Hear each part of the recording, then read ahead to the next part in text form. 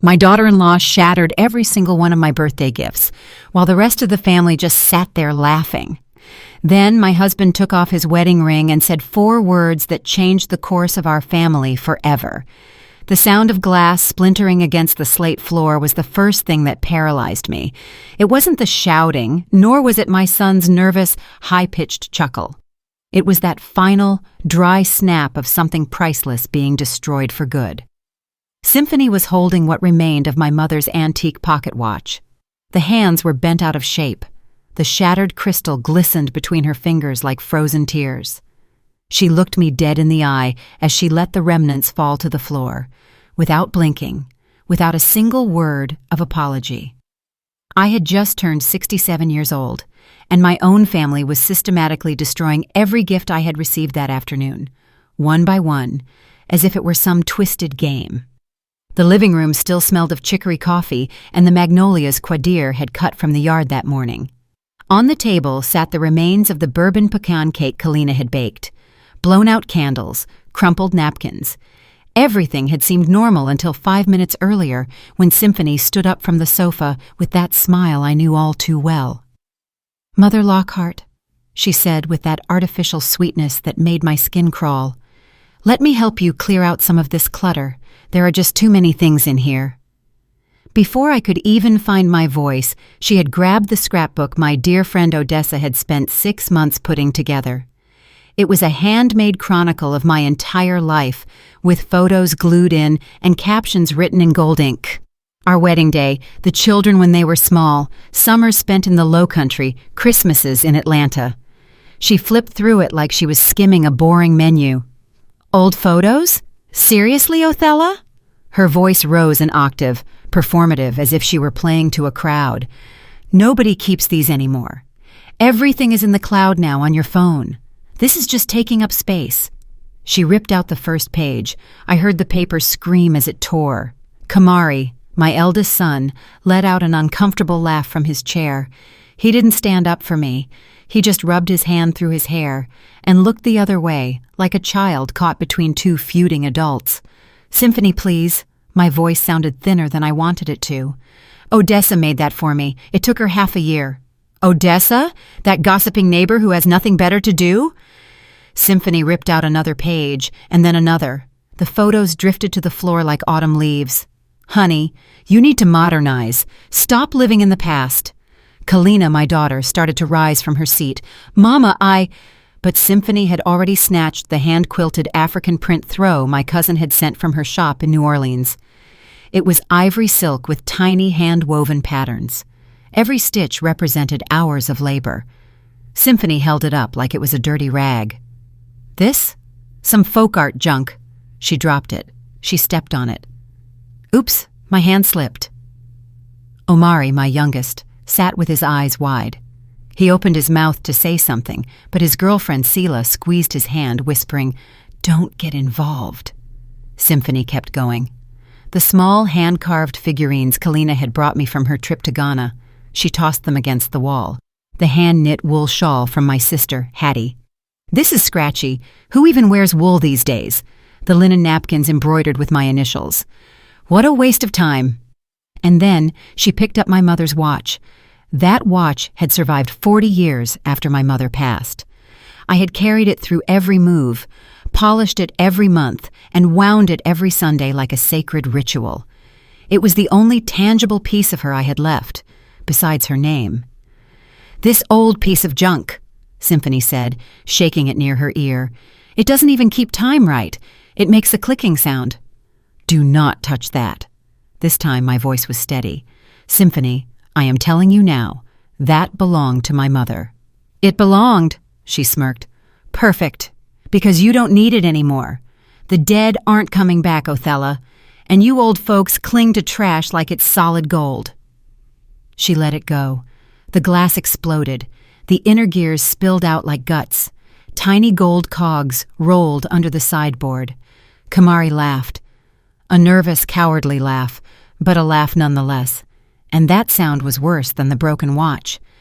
I felt something inside of me break right along with it. That was when Quadir stood up. "My husband of 70 years, the man who had built a whole life by my side, the man who had remained silent throughout this entire spectacle, finally rose. His knees creaked. He walked slowly toward the center of the room where the pieces of my life lay scattered like trash. He stopped in front of Symphony, and without saying a word, he pulled off his wedding ring. The silence was absolute. Even the children playing in the backyard went still. Quadir looked at the ring in his palm, that simple gold band he hadn't taken off in 45 years. He looked at it as if he were seeing it for the first time. Then he looked up at Kamari. "I don't recognize this family." 4 words, just 4 words that fell like stones into still water. Symphony turned pale. Kamari opened his mouth, but nothing came out.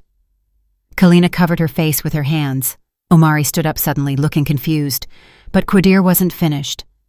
"If you want to know what my husband did with that ring, why those 4 words changed everything, and how a birthday afternoon became the beginning of the end for a family, then stay with me.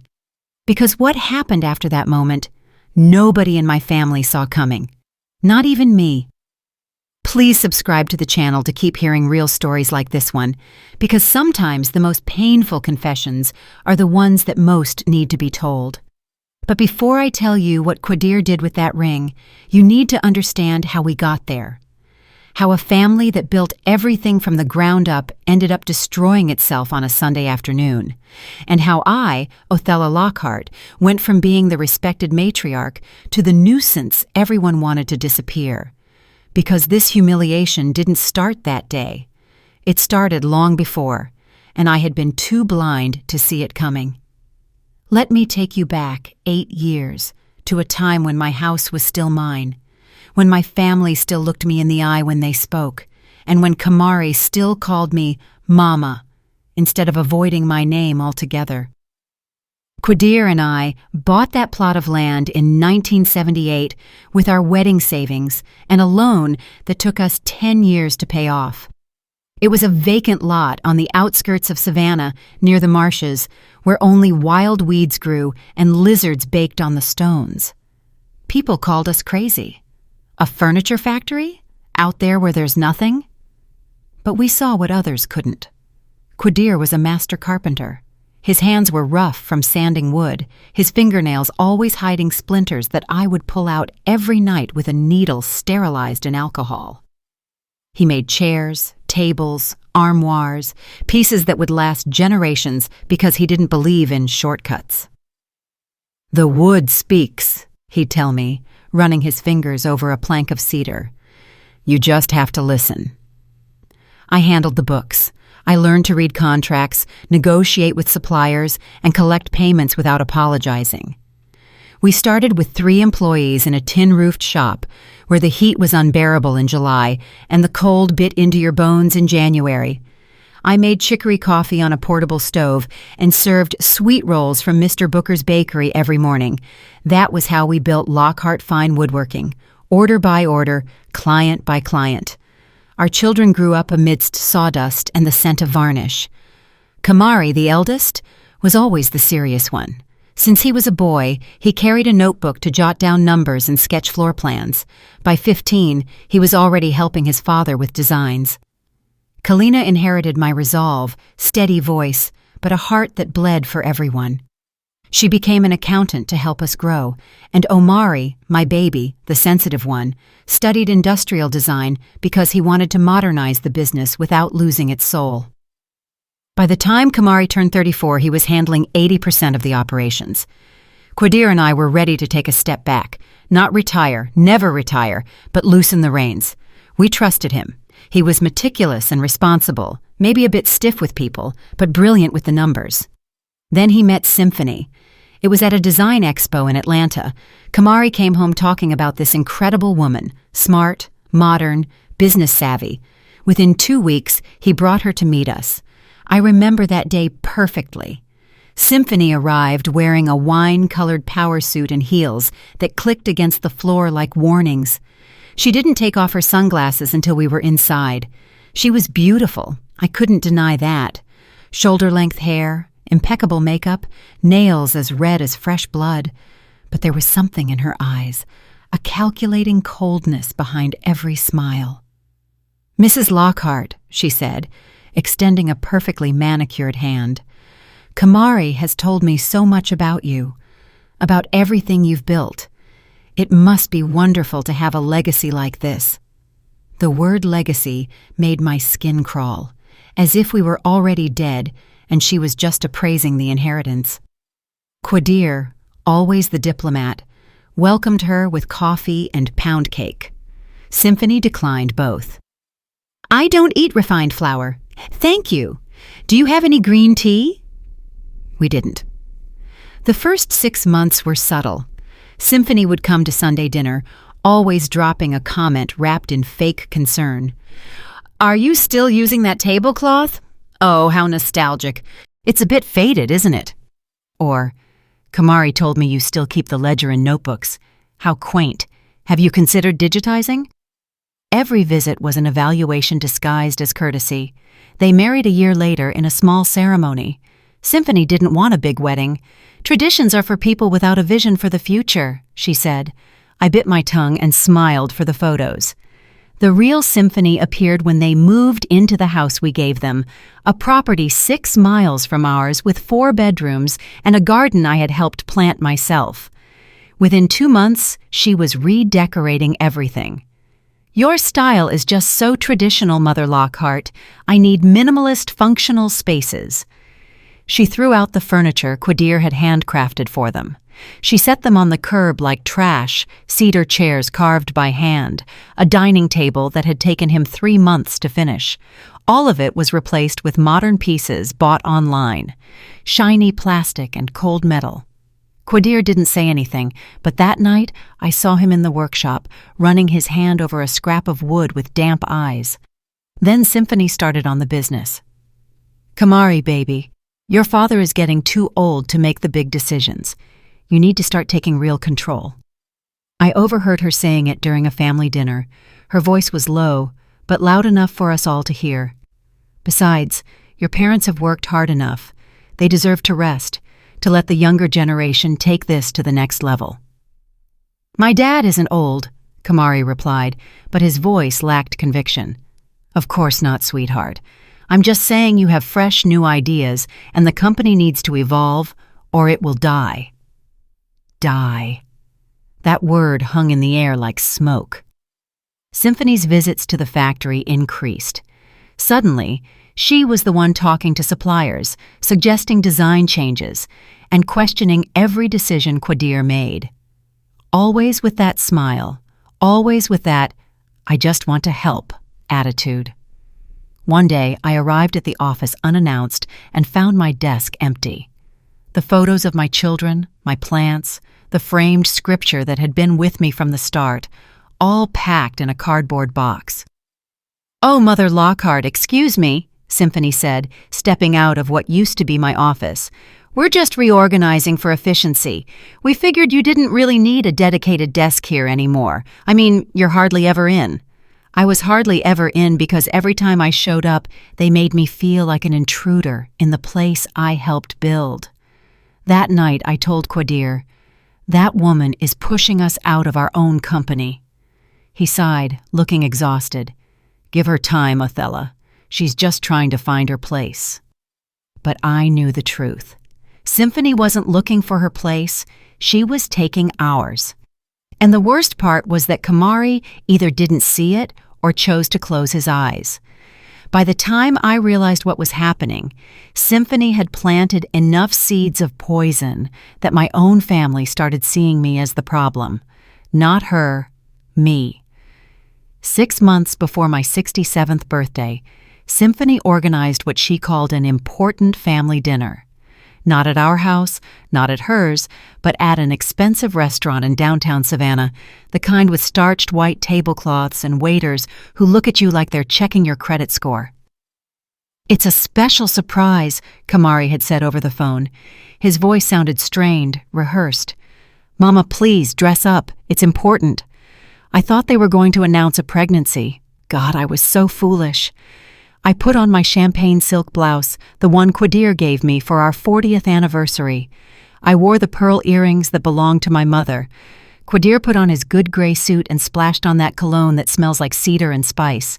We arrived believing we were going to celebrate something beautiful. Kalina and Omari were already there. Omari was with Sela, and Kalina looked pale, like she hadn't slept. She squeezed my hand when we sat down. "Do you know what this is about?" I whispered. She shook her head, but her eyes said something else. She knew something, and she didn't like it. Symphony arrived 15 minutes late. She always did, as if everyone else's time was her property. She wore a tight black dress and those heels that made her look taller than Kamari. He followed behind her like an obedient dog carrying a leather briefcase I hadn't seen before. A briefcase for a family dinner. That should have been my first sign. "Family," Symphony said the moment she sat down, without even a proper greeting. Her smile was as sharp as a new blade. "Thank you for coming. I know everyone is busy, but Kamari and I wanted to share something vital with you." Kamari opened the briefcase.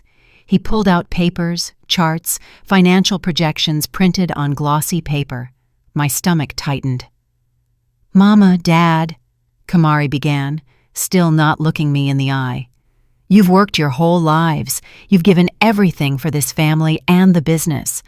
And Symphony and I have been thinking a lot about your future, your well-being." Well-being. The word sounded hollow. "The house you live in is massive," Symphony continued, taking over as if Kamari were just her spokesman. 4 bedrooms, over 3,000 square feet of yard. Constant maintenance for just 2 people is too much.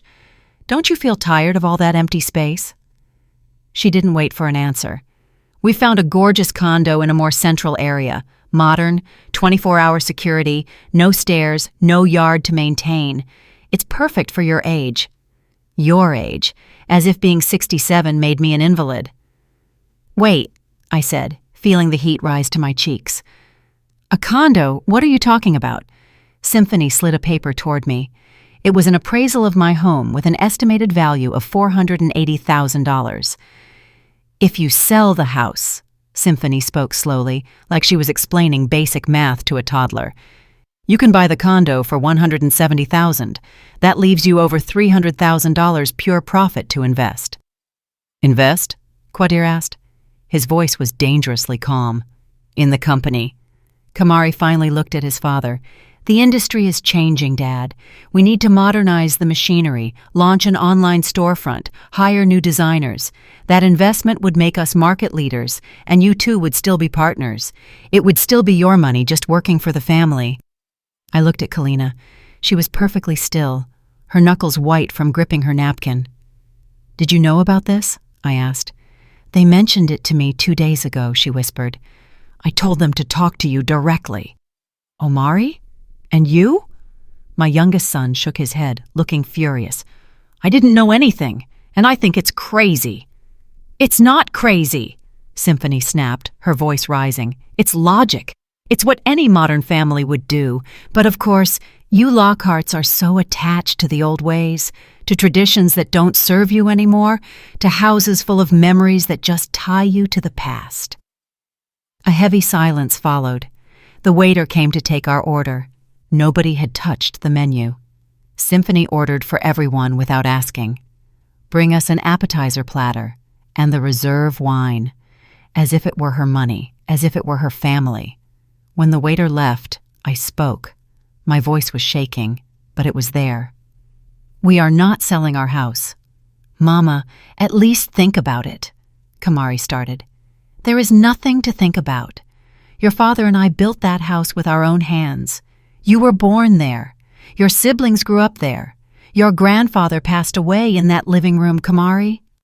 Your grandmother planted those azaleas that still bloom every spring, and you want us to sell it for machines?" "To secure the future of the company," Symphony corrected. "But sure, if you'd rather be selfish and cling to old walls while the business you built goes under, that's your choice." "Selfish." She called me selfish. "Symphony," Qadir's voice was like ice. "Watch your words." "Or what, Pop?" She leaned forward, her eyes glinting with something dark. "Are you going to kick me out? The wife of your heir? The one trying to save your company while you live in denial? Kamari, tell them." "Symphony, that's enough," Kamari said, but with no strength, no conviction. She ignored her husband and looked directly at me. "You and Quadir have worked enough. Let us fix what you couldn't. Sell the house, move somewhere appropriate for your age, and stop being in the way." In the way. That word hit my chest like a brick. Kalina stood up abruptly. "This is over. Mama, Dad, let's go." But I couldn't move. I was looking at Kamari, waiting for him to say something, to defend his mother, to tell his wife she had crossed a line.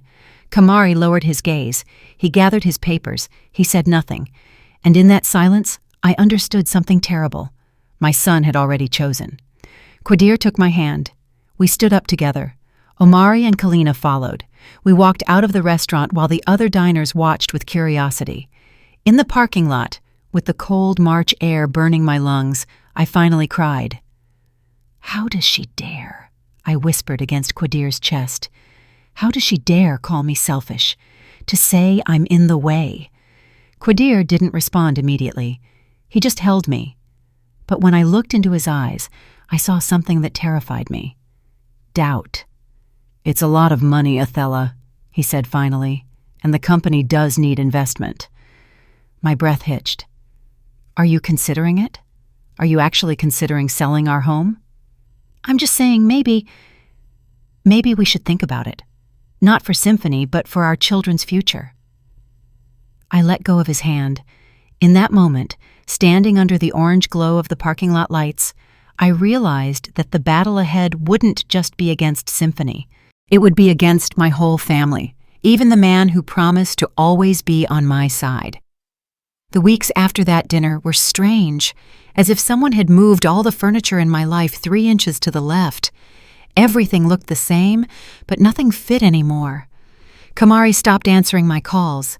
When he finally did, his voice was rushed. "Mama, I'm in a meeting. I'll call you back." He never did. Sunday dinners at our house, that sacred 40-year tradition, started to thin out. "We have other commitments," Kamari would say. "Symphony's family exists too, you know." One Sunday, a photo popped up on social media. The whole family was gathered at Symphony's house. Kamari, Kalina, Omari, Sila. Even Kalina's children were there, my grandchildren, the 6-year-old twins I used to babysit every Thursday. In the photo, everyone was smiling around a table, overflowing with food. I hadn't been invited. I called Kalina. She answered on the 6th ring. "Why didn't you tell me about the get-together?" Silence. Uncomfortable breathing. "Mama, it was a last-minute thing. Symphony organized a brunch, and I guess she forgot to call you. Don't be mad, it's just... Symphony said you were probably tired, that it was better to let you rest." Let you rest, as if I were some fragile old lady on the verge of snapping. "Kalina, I wasn't tired. I was right here waiting for you. I made a whole pot of gumbo. Your father butchered a chicken." "I'm sorry, Mama, I really am." Her voice broke slightly. "I have to go. The kids are making a mess." She hung up before I could respond. I stared at that photo. Symphony was in the center like a proud hostess, her arm around Kamari, her perfect smile shining. And I was invisible. Things got worse when I tried to go to the factory on a Tuesday morning. I hadn't visited in a week because Quadir had a cardiologist appointment. But that morning, I wanted to check the new orders and talk to Mr. Henderson, the supervisor. The new receptionist, a girl I didn't recognize, stopped me at the door. "Good morning. Do you have an appointment?" I laughed. I thought it was a joke. "I'm Othella Lockhart. This is my company." "Yes, ma'am, I know. But the new policy says all visitors need an appointment, even stakeholders." Visitor, me. "Who established this policy?" "Mrs. Symphony says it's for better organization. Would you like me to schedule something for next week?" Next week. To visit the place I helped build brick by brick, I walked in anyway. The girl followed me nervously, saying, "Ma'am, please, I can't let you through without notifying them." I found Symphony in my old office. She was sitting in my chair, using my desk, with her things scattered everywhere. Laptops, empty coffee cups, a plastic plant where my wedding photo used to be. "Mother Lockhart, what a surprise!" She didn't stand up. "Is something wrong? Are you okay?" "I came to work," I said, trying to keep my voice steady. "Since when do I need an appointment to enter my own business?" "It's not your business, Othella. It's the family business. And in professional family businesses, everyone respects the protocols." She settled into the chair, marking her territory. "Besides, you don't have an operational role here anymore. Kamari and I discussed it. It's better if you enjoy your retirement." "I haven't retired." "You should." Her smile was ice with sugar on top. "People your age need rest, not stress. Look at Qadir with his heart problems. Do you want him to have a stroke because he's worrying about company matters?" She used my husband's health as a weapon. "Leave, Symphony. Please get out of my chair and out of my office." Symphony stood up slowly. She approached me. She smelled of expensive perfume and anticipated victory.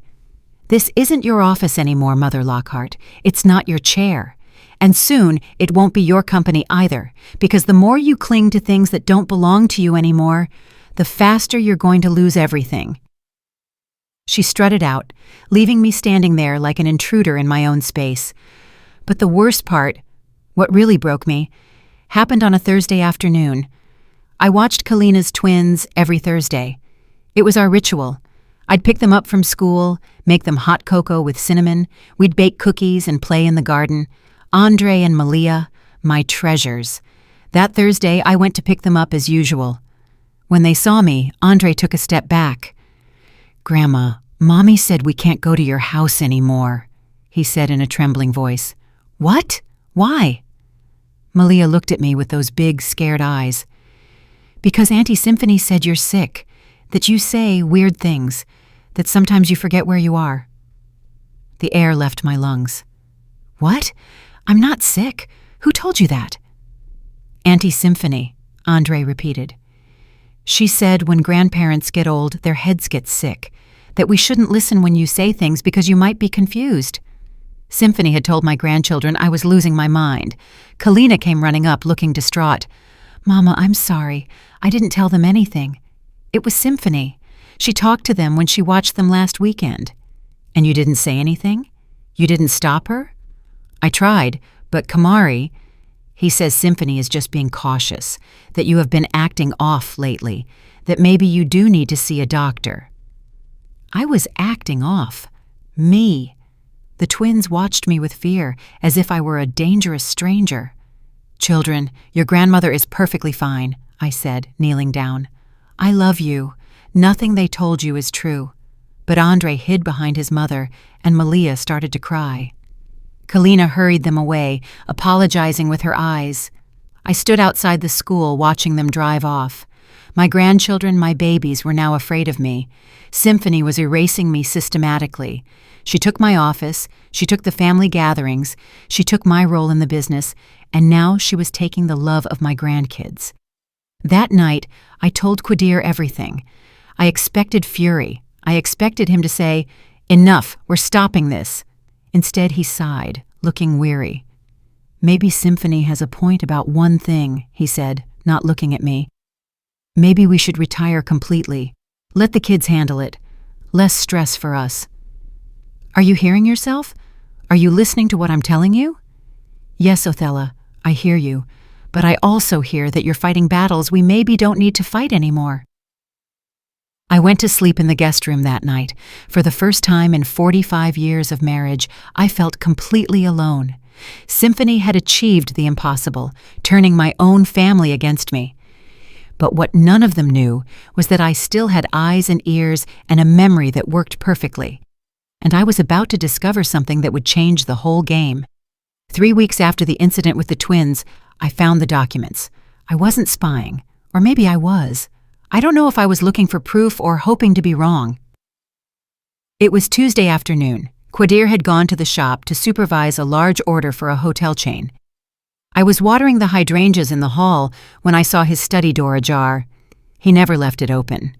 It was his sanctuary, where he spent hours sketching designs, listening to old jazz records, and smoking the occasional cigar I pretended not to smell. I went in just to close the window. It smelled like rain. That was when I saw the manila folder on his desk, thick, with colored tabs sticking out. My name was written on one of them. My hands shook as I opened it. A professional appraisal of our property. Date, 3 weeks ago. Updated value, $500,000. There were photos of every room, the yard, even the tool shed. Someone had come to appraise our home while I was out, without telling me. I kept flipping pages, financial projections, charts, investment calculations, scenario A, total sale of property, reinvestment in machinery modernization, scenario B, partial sale, acquisition of condo for original owners, the original owners, as if Qadir and I were already history, relics that needed to be relocated. But the worst part was at the end. Business cards. 3 different ones. Real estate attorneys. One of them had notes in Qadir's handwriting. Tuesday, 11 a.m. Second appointment. A second appointment. He had gone twice without telling me. The paper crumpled in my hands. I felt something in my chest snap clean, like a dry branch. I stood there, unable to move, until I heard his truck in the driveway. When Qadir walked in, I was sitting in the living room with the folder on my lap. He stopped dead. He turned pale. I was going to... When? My voice was quieter than I expected. When were you going to tell me you're selling our home without consulting me? I'm not selling anything. I was just investigating. Investigating? Investigating with lawyers and appraisers who entered our home without my knowledge? He took off his cap and ran a hand through his gray hair, that gesture he always made when he was nervous. Symphony was right about some things, he finally said. The words fell like lead. This house is too big for the two of us. The stairs are wearing you out. The yard is too much work, and the business does need investment, Othello. We can't ignore that. Symphony was right. I stood up. The folder hit the floor, papers scattering. That woman who is stripping us of everything we built, she's the one who's right? She just wants what's best for the family. Qadir, listen to yourself. She took our office. She erased us from family dinners. She told our grandkids, I'm crazy, and you're on her side. I'm not on her side. I'm trying to be realistic. His voice rose in frustration. We're nearly 70, Othello. How much longer are we going to keep fighting? Aren't you tired? I am tired. Yes, I am tired. I'm tired of my own family treating me like a nuisance. I'm tired of my son avoiding me. I'm tired of my husband considering selling the house where he promised to grow old with me. We are going to grow old together, just in another place. A more comfortable place. A place they chose. A condo where I won't have a garden. Where I can't smoke ribs on the backyard grill. Where I won't be able to see the plum tree we planted when Kamari was born. Qadir stepped closer. He tried to take my hands. I pulled away. Othello, please. I'm just tired of the fighting. Symphony is difficult, I know, but she's our son's wife. If we sell the house, they'll stop the pressure. We can live out our final years in peace. Final years? That's how you see us now. Just old folks waiting to die. I didn't say that. But you thought it. The tears started to fall, and I hated them. I hated crying. You promised me, Qadir, when we bought this land, when we laid the first brick. You promised me this would be our forever home, that we'd watch our grandkids grow up here, that we'd die here together, surrounded by what we built. Plans change. Promises don't. The silence that followed was suffocating. Qadir looked exhausted, defeated. He wasn't the man who fought for his dreams anymore. He was an old man, surrendering. I need you to think about it, he said softly. Just think about it. The lawyers explained everything. We can protect some of the money for ourselves and invest the rest. Everyone wins. Except me, I whispered. I lose my home. I didn't wait for his answer. I walked out into the garden. It was March. The lavender was starting to sprout, pale purple against the dark earth. The roses I'd pruned in January had new buds. The grass smelled of recent rain and damp earth. That scent always used to bring me peace. 40 years. 40 years of tending this garden. This is where Kamari took his first steps. This is where Kalina lost her first tooth, spitting blood onto the petunias and laughing. This is where Omari buried his hamster when he was 8, crying while Qadir said a few kind words. This is where we celebrated every birthday. This is where my mother spent her final days, sitting under the ash tree watching the clouds go by. Every plant had a memory. Every corner had a history. And Qadir wanted to sell it like it was just property. Square footage, dollars in a bank account. I sat down among the lavender. The damp earth soaked my pants. I didn't care. 67 years. I'd worked since I was 15. Married at 22. Birthed 3 children. Built a business. Planted this garden with these hands that were now shaking. And for what? So some manipulator in expensive heels could decide I didn't matter anymore? So my son could erase me from his life? So my husband could consider selling the last shreds of my dignity? The sun was setting. The sky turned orange and pink over the savanna marshes. The swallows were flying low, a sign of more rain. And I was there alone, in the garden that nobody but me cared for. For the first time in my life, I felt like maybe it was time to give up. Maybe Symphony was right. Maybe I was just a nuisance clinging to dead things. But then, as the tears fell onto the soil I loved so much, something shifted inside me. It wasn't rage. It was something colder, more calculated. Because if they were going to take everything from me, they weren't going to do it easily. And if Qadir was meeting with lawyers in secret, then maybe it was time I started making some calls of my own. Because one thing was for certain, I wasn't going to let them bury me before I was dead. Qadir was still standing there with the ring in his hand. We all stared at him like he was a stranger, as if the man we knew had been replaced by someone harder, more dangerous. "I don't recognize this family," he repeated, this time looking directly at Kamari.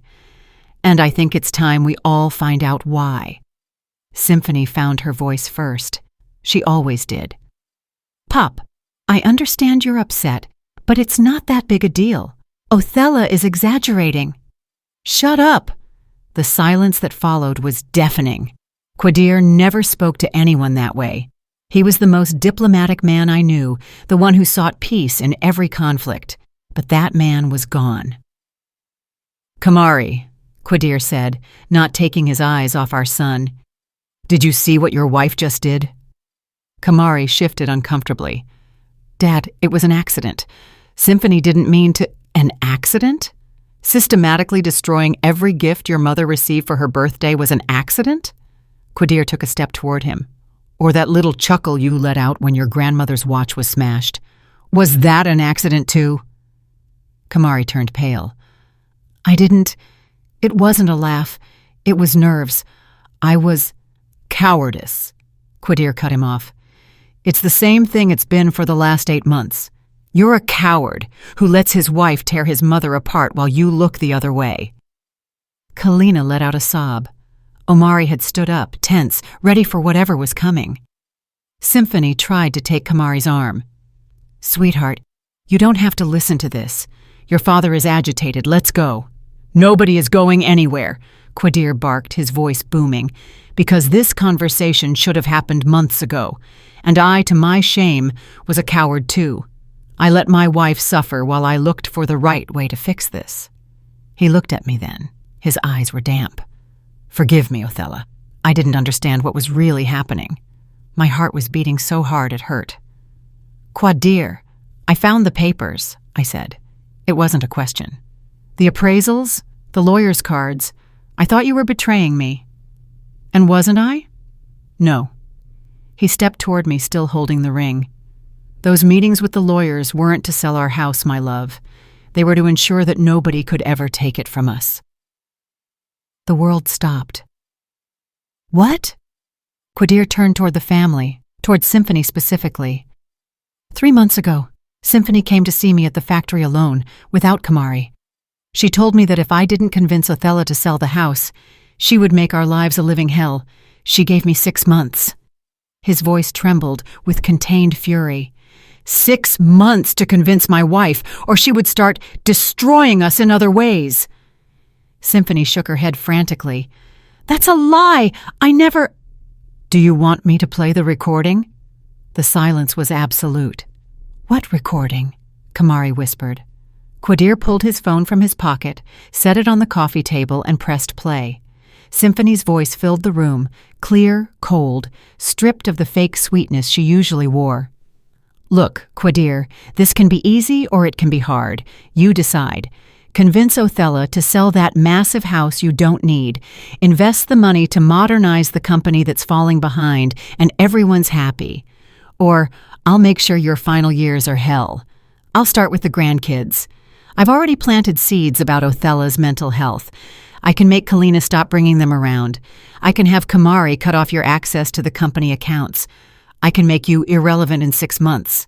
You decide. Kamari stood up abruptly. His face was a mask of horror. Symphony, what is this? It's edited, she stammered. He cut parts out. I didn't say that. No, I have the full recording, Quadir said. 42 minutes of it. Every threat, every manipulation, all of it. Symphony looked at Kamari, searching for salvation, but our son was looking at her like she was a complete stranger. Quadir put the phone away and continued. When she threatened me, I decided to play her game. I went to lawyers, yes, but not to sell. I went to create a legal shield that neither she nor anyone else could ever break. He turned to me. Othello, our home is now in an irrevocable trust. Only the 2 of us can live in it as long as we are alive. Nobody can force us to sell, even if we run out of money. The property can only pass to our children after we've both passed, and only if they prove they've cared for it and visited us regularly in our final years. My breath hitched. The company is protected too, he continued. I changed the legal structure. Everything your mother and I built is in another trust. Management can pass to the children, yes, but ownership does not. And there are conditions. He looked at Kamari. Conditions that include verifiable respect toward the founders. An independent committee evaluates every year if the managers are acting in the best interest of the family, not just their own. Dad, Kamari had tears in his eyes. I didn't know anything about what she said to you. You have to believe me. You didn't know? Or you didn't want to know? Quadir's voice was like ice. Because your wife has been humiliating your mother for months and you just watched. You watched and you laughed. It was only once. Once was enough. Quadir slowly put the ring back on his finger with intention. When I took this ring off a moment ago, it wasn't to leave your mother. It was to ask myself if the family I wore this ring for still existed, if the values we tried to teach you still meant anything. He looked at the ring on his finger, then at me. Your mother spent weeks thinking I had betrayed her, that I was considering selling her home to this, he searched for the word, snake. And I couldn't tell her the truth because I needed Symphony to believe she was winning. I needed her to lower her guard, to feel so secure that she would show who she really is. I walked over to him trembling. All this time you were protecting us? He took my hands. Forgive me for not telling you sooner, but I needed proof. I needed to make sure that when this moment came, nobody could deny it. Symphony finally exploded. This is illegal! You can't set up a trust without consulting the heirs. Kamari is your son. He has rights. He has the rights I give him, Quadir replied with mortal calm. And right now, after seeing how he allowed you to treat his mother, I'm not sure he deserves any. Kamari collapsed onto the sofa, his head in his hands. Kalina came over to me and hugged me. Mama, I'm so sorry. I should have done more. I should have defended you better. Omari came too. Forgive us. We were all afraid to stand up to her. But I couldn't take my eyes off Quadir, my husband, the man I thought had abandoned me. who had been protecting me in silence all along.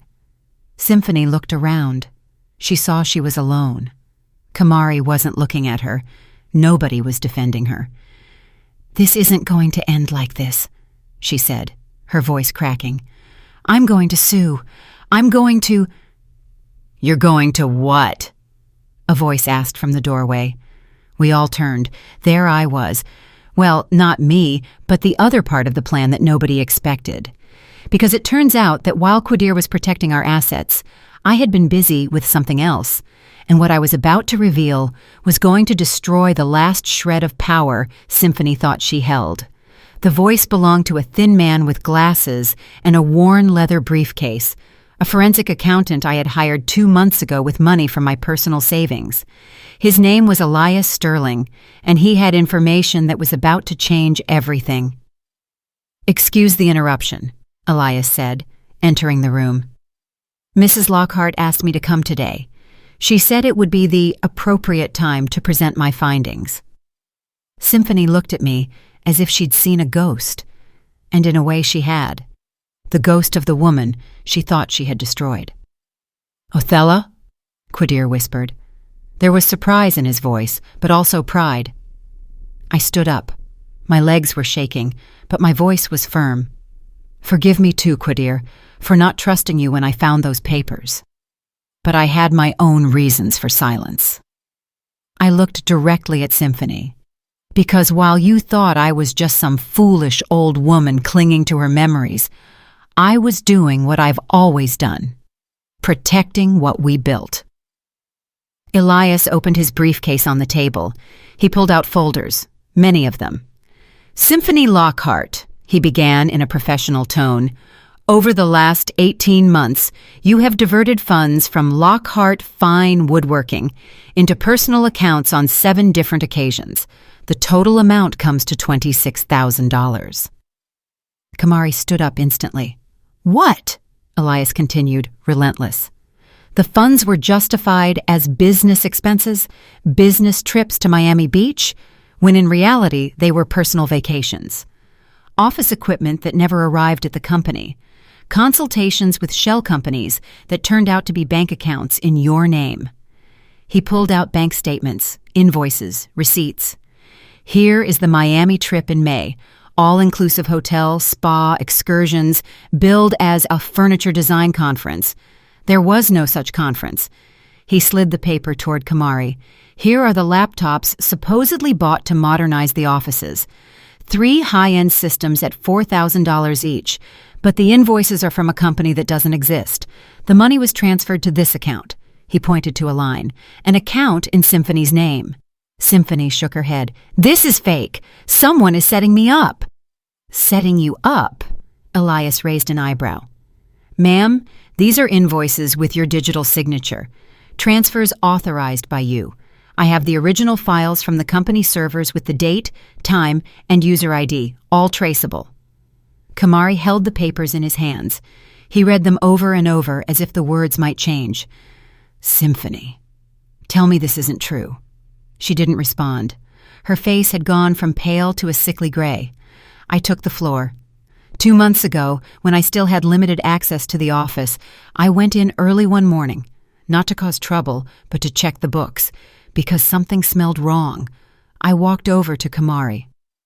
"You know I handled the accounting for 30 years. I know every dollar that goes in and out. There were small discrepancies at first, but they grew. I asked Mr. Henderson, the supervisor, to let me see the old records. He still respects me. He still remembers who built that place. He gave me everything I needed." Kalina covered her mouth. "Mama, that's why you were going in so early some mornings? You said it was to watch the sunrise." I lied. I wasn't ashamed to admit it, because I needed proof before I made an accusation. I wasn't going to do what Symphony did to me. I wasn't going to destroy without evidence. I wanted facts. Elias pulled out more documents. "We also found something interesting in the HR records. Symphony hired 3 people in the last few months, all without experience in the woodworking industry, all with inflated salaries." He showed the contracts. "And all of them are her relatives. A cousin, an uncle, an old college friend." "That isn't illegal," Symphony muttered, but her voice had lost all its strength. "No," Elias agreed. "But nepotism, combined with embezzlement, paints a very clear picture. You were slowly turning the family business into your personal ATM." Kamari dropped the papers. He looked destroyed. "How long?" he asked me. "How long did you know?" 6 weeks, I replied honestly, since I hired Elias and he started auditing everything. 6 weeks where every day I wanted to confront you, but I couldn't, because I needed us to reach this exact moment, where you could no longer deny it, where everyone could see who she really is. I approached Symphony. I wasn't afraid of her anymore. "You thought that because I stopped coming to the office, I stopped mattering. That because I didn't fight back against your insults, I was weak. But I wasn't weak, Symphony. I was strategic. The last few months that I spent being humiliated," I continued, "I wasn't a passive victim. I was a patient investigator. Every family gathering you excluded me from, I was at home reviewing documents. Every time you made me feel invisible, I was making myself invisible so I could work without you noticing." I pulled out my own phone and set it on the table next to Quadir's.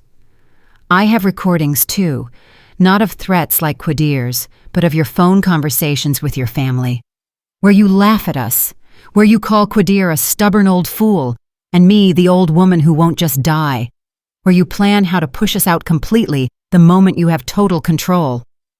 Symphony opened her mouth, then closed it. She had no defense. Elias closed his briefcase. "Mrs. Lockhart asked me what legal options you have. I explained that you can file charges for embezzlement. You can sue civilly for the stolen funds plus interest. And you can, if you so choose, simply demand the return of the money in exchange for not proceeding legally."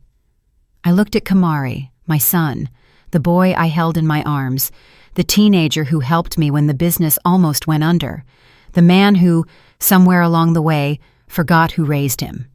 "The decision is yours, son. You can stay married to a thief and a manipulator if you want.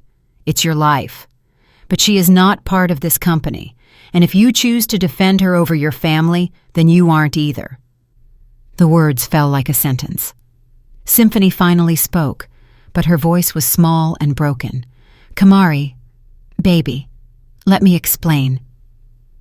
Kamari looked at her, and for the first time in 8 years, he really saw her. He saw the woman who destroyed his mother's gifts for sport, who stole from the family business, who manipulated his niece and nephew, who threatened his father, who tried to strip his parents of their home, and something in him snapped. But before he could speak, Quadir delivered the final blow. "There is one more thing," my husband said, "and this is going to hurt." He pulled another document from his coat. When I saw what it was, even I, who thought I knew everything, gasped for air. Because what Quadir was about to reveal wouldn't just destroy Symphony, it was going to change how our family understood these last few years forever. The document Quadir held was a thick private investigation report with photographs. 3 months ago, Quadir began, when Symphony threatened me, I hired an investigator, not just to document what she was doing here, but to find out who she really was. Symphony stood up suddenly. "You have no right." "I have every right when you threaten my family." Quadir's voice admitted no argument. "And what I discovered was revealing." He opened the report. There was a photograph, a wedding, but not Kamari and Symphony's. "Your real name isn't Symphony Lockhart," Quadir said. "It's Symphony Vance. And before you married my son, you were married to a man named Marcus Hayes, owner of a chain of hardware stores in Birmingham." The silence was absolute. "That marriage lasted 3 years. During that time, you convinced Marcus that his mother, a 72-year-old woman, needed to move into a home. They sold her house, changed the will, and 6 months before the divorce, Marcus discovered you had diverted $10,000 from the family accounts." Kamari was white as a sheet. "The divorce was private, no scandal, because the Hayes family didn't want the publicity." Quadir turned another page. "But before that marriage, there was another, an architect in Charlotte. Wealthy family. Same pattern. You got close, you married him, you started infiltrating the family business, pressing for changes, isolating the husband from his parents. That's a lie, Symphony whispered, but nobody believed her now.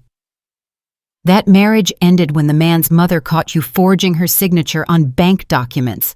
That too was settled privately, no charges, in exchange for you disappearing. Qadir closed the report and looked at Kamari. Your wife is a professional grifter, son. She marries into families with money. She looks for the ones with established businesses. She infiltrates, manipulates, steals what she can, and when she's caught or bored, she moves on. Kamari couldn't speak. Tears were streaming down his cheeks. We were just the next target, I added. My voice was shaky, but I kept going. That's why she knew exactly how to attack. She'd practiced the comments about modernizing, about us being in the way, about selling our home. It wasn't improvisation. It was a refined method. Symphony shook her head, backing toward the door. Kamari, please. Yes, I was married before, but it was different. They were abusive. I had to— 2 times? Kalina snapped.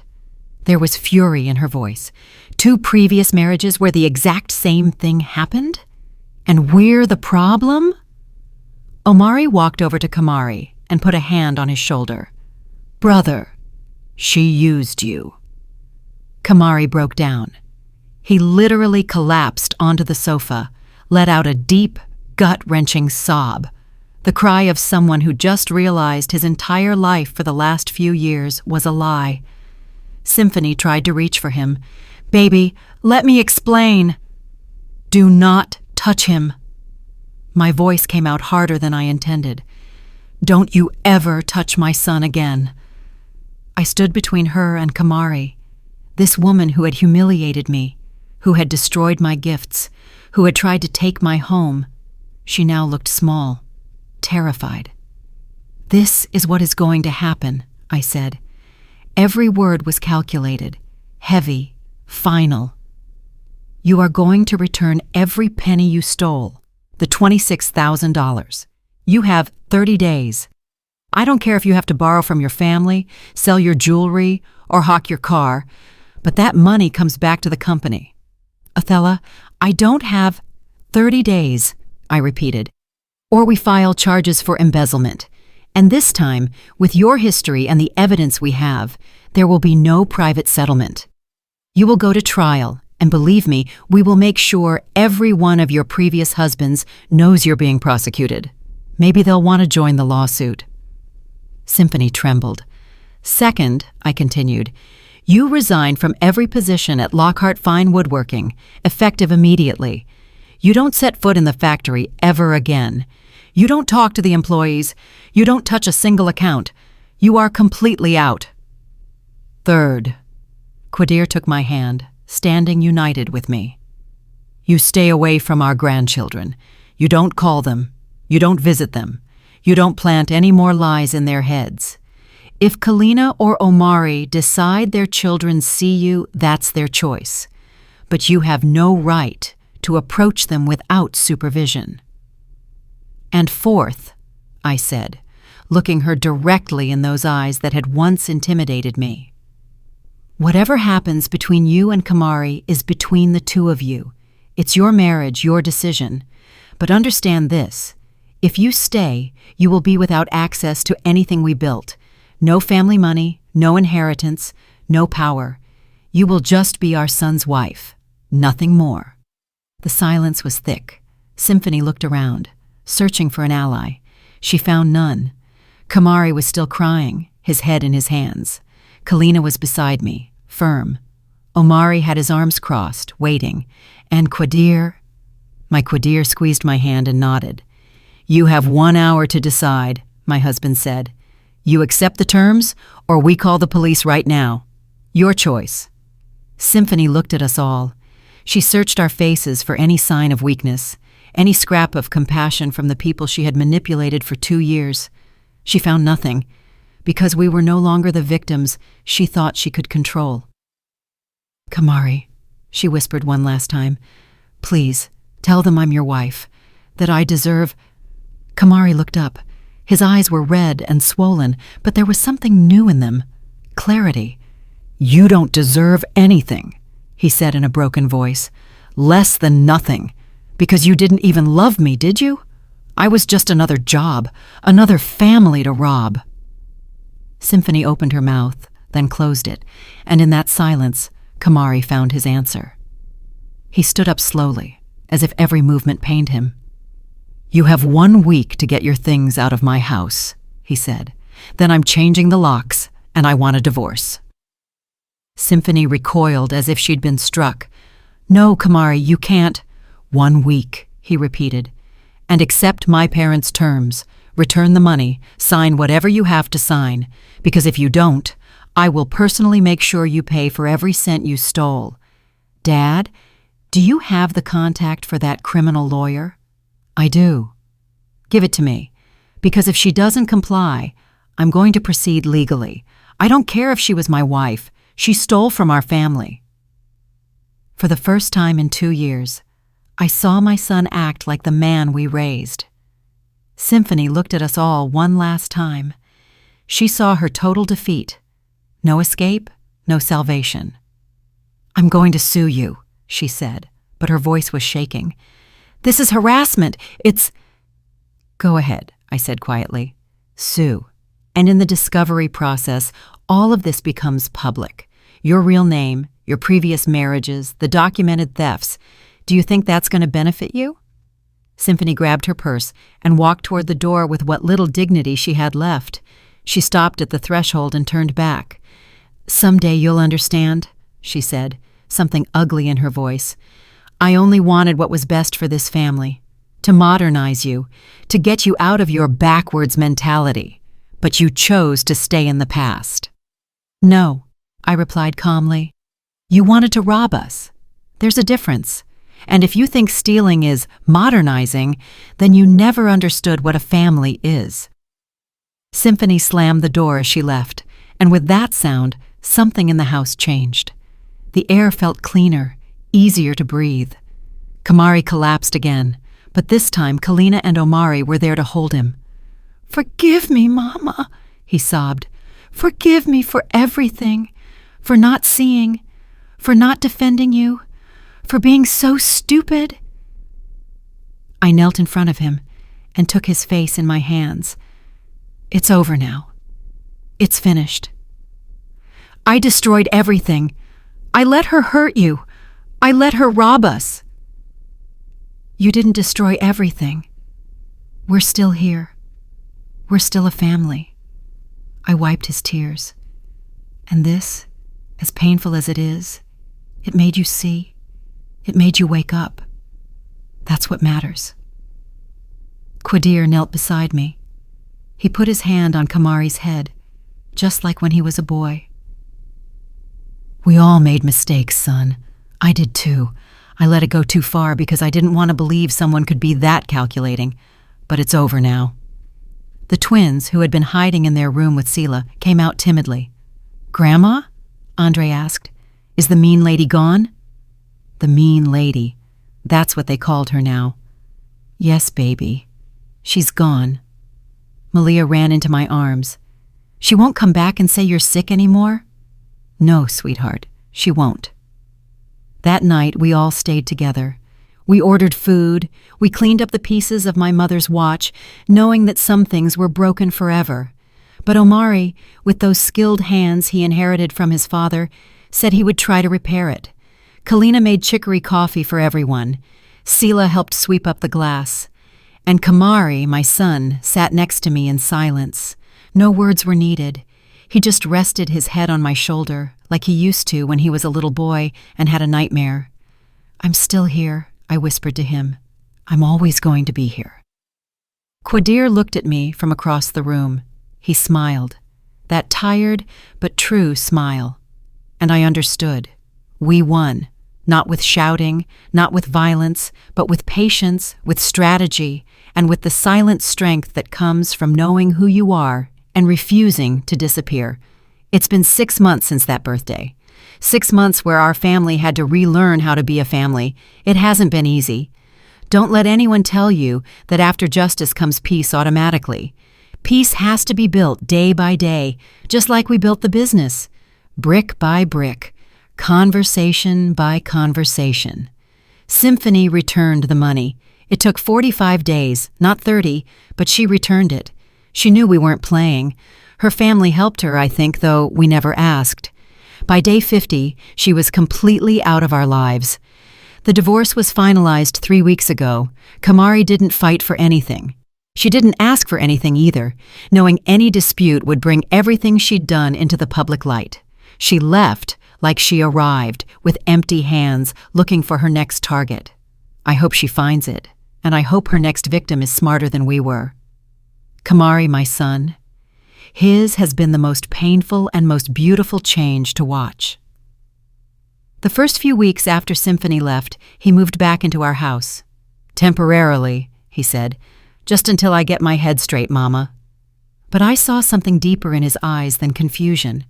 There was shame, guilt, the weight of realizing how much damage he had allowed. One night, I found him in the garden sitting exactly where I used to cry months ago, among the lavender that was now blooming in force. I sat next to him. I didn't say anything. I just stayed there. "How didn't I see it?" he finally asked. His voice was that of a lost child. "Mama, how could I be so blind?" "Because she was good at what she did," I replied honestly. "And because when you love someone or think you do, you want to believe the best of them." "But I hurt you. I left you all for her." "Yes," I said, because I wasn't going to lie to him. "You hurt me deeply. But now you're here. You're seeing. You're learning. That's what counts." He cried that night, and I held him like he was 7 years old and had fallen out of the plum tree and broken his arm. Now, Kamari is in therapy twice a week. He says he needs to understand how he got to that place, how he lost his moral compass. He's working on it. He's reconstructing himself. He's also working at the company, but differently. No longer as the manager who knew everything, but as the apprentice who needs to relearn. Qadir is teaching him again the values he forgot. Respect, humility, the work that is done with the hands and the heart, not just the head. Kalina has flourished. Without Symphony poisoning every family meeting, my daughter has started smiling again. She brings the twins every Thursday, just like before. Sometimes they stay until Friday. We bake together. The children play in the garden. Andre and Malia aren't afraid of me anymore. They help me water the plants, getting their knees dirty in the soil. "Grandma," Malia said to me last week while we were planting red geraniums, "is it true that Auntie Symphony was mean like in the stories?" "She wasn't mean exactly," I explained to her. "She was a person who was hurting and who hurt others. There's a difference." "And why did you forgive her?" "Because forgiveness isn't for the other person, baby. It's for us. So we don't have to carry the weight of that anger for the rest of our lives." But the truth I didn't tell Malia is that forgiving doesn't mean forgetting. It means choosing not to let the damage define you. Omari and Sela got engaged 2 months ago. They're getting married next year right here in the garden, under the ash tree where my mother spent her final peaceful days. Sela came to me one day to ask permission for something, not to marry Omari. She already knew the answer to that, for something else. "Mother Lockhart," she said nervously, wringing her hands, "I want to learn from you. How you ran the business all those years, how you raised your children, how you survived all this without breaking." She made me cry. Good tears. "I didn't survive without breaking," I told her honestly. "I broke 1,000 times, but I got up 1,001. That's the only thing that matters." Now Sela comes over on Tuesdays. We go over the company ledgers together. I teach her what I know, not because she's going to work there. She's studying to be a veterinarian, and her passion is elsewhere, but because every woman should know how to defend herself financially and emotionally. The company is stronger than ever. With Symphony out, with Kamari relearning, with Kalina helping with the finances, and Omari contributing design ideas, we have returned to what we were, a family that works together, not one that fights for power. We hired 3 new employees, Honest People recommended by Mr. Henderson. We opened a training workshop for young carpenters. We named it the Lockhart Legacy Workshop, because my mother's watch may have broken, but her memory didn't. And Quadir, my Quadir. That afternoon, after everything happened, when we were finally alone in our room, he held me tight. "Forgive me for not telling you about the plan sooner," he whispered against my hair. "I wanted to protect you." "And you," I replied. "That's why I did my own research, because we're a team, Quadir. We always were." "We're more than a team," he said, pulling back to look at me. "We're two stubborn old folks who, after 45 years, are still fighting for what they love." He kissed me then, like we were 20 years old and the world was new. And I understood that Symphony never stood a chance against that. Against a love built on 4 decades of work, tears, laughter, and promises kept. A week ago, we celebrated my 68th birthday. Everyone came. We cooked at home. Nothing fancy, just family. Ribs, potato salad, collard greens, sweet rolls from Mr. Booker's bakery. This time, the gifts were simple. A blouse Kalina knitted, a wooden picture frame Omari carved by hand, a new scrapbook the twins decorated with crayons and stickers. And Kamari? My son gave me an envelope. Inside was a handwritten letter, 3 pages long, where he asked for my forgiveness, where he acknowledged every mistake, where he promised to spend the rest of his life being worthy of the love we gave him. "I don't need a letter," I told him, but I kept it close to my heart. "Yes, you do," he replied, "because I need it to be documented. So when you're very, very old, and maybe you forget things, you'll have this to remind you that your son woke up, that your son came back." We cried together. And when I blew out the candles with everyone singing and the twins shouting excitedly, I made a silent wish that we never again have to learn these lessons the hard way. Now I'm here in my garden. It's Sunday afternoon. Quadir is in the workshop finishing a desk. Kamari is helping him, relearning the secrets of the wood that his father knows. Kalina is inside with the twins, teaching them how to make her famous cornbread. Omari and Sela arrived a little while ago with fresh flowers. My lavender is taller than ever. The rose bushes have buds that are about to open. The grass is green, wet from last night's rain, and I am at peace. Not because everything is perfect. There are still days when Kamari looks sad, when Quadir tires more easily, when I wonder what other battles will come. But I learned something crucial in these months. True strength isn't in never falling. It's in getting up every single time, in refusing to disappear, in protecting what you built with everything you have. Symphony believed that age made us weak, that the past made us fools, that family love made us vulnerable. She was wrong about everything. Age made us wise. The past gave us deep roots that were impossible to tear out.